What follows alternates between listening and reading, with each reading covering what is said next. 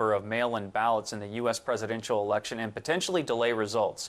USPS says it has ample capacity to handle the surge, but recent top-level restructuring and other moves have prompted some Democrats to call for an investigation. The new Postmaster General, who's a donor to the president, says cost-cutting measures will make the service more efficient. But Democratic Representative Jerry Conley called it a Trojan horse and accused the president of interfering in the election.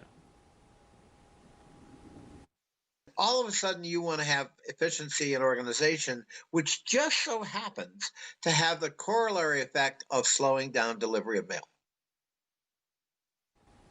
The president has tried to undermine the legitimacy of mail-in voting, which has historically been safe and secure. He's even floated the idea of delaying the election, which constitutional experts say is beyond his power. And Politico reports his advisors are looking at possible executive orders to limit mail-in voting. The president claims without evidence that Democrats are trying to cheat. They want to steal an election. That's all this is all about. They want to steal the election. Dr. Kevin Kosar has studied the Postal Service for more than a decade and used to work for the Congressional Research Service. Kosar told me we could be waiting for a week to get results, partially because states have different voting deadlines. We also discussed the Postal Service controversy.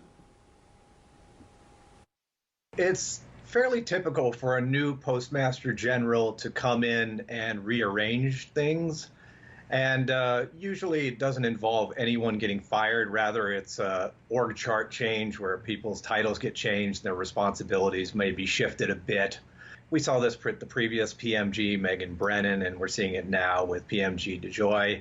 But the optics politically are tough. This is an election year. We're in a hyper-polarized state. And as you've mentioned, the president has made the Postal Service and voting by mail a controversial issue, whereas previous it wasn't an issue. Is there any merit to the claim that the president is accused or politicizing the Postal Service?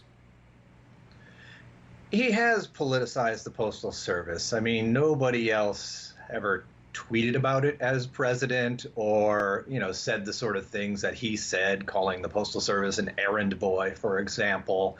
And so he's drawn a lot of very intense political attention from the extreme left and the extreme right, and they're having this kind of vitriolic debate about the Postal Service that's often a bit divorced from the facts. USPS says it has ample capacity to handle the election. Is there any reason to doubt that? It should have ample capacity. It has an enormous mail processing, that is paper mail processing network, tons of machinery that can optically character read. The two issues that are of concern to me are first, coronavirus and whether or not more postal workers will come down with it and not be able to report for duty. And it's not easy to replace a postal worker.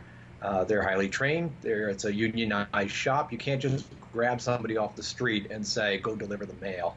So there's that issue. The second issue is the Postal Service right now is being crushed with an unprecedented number of parcels.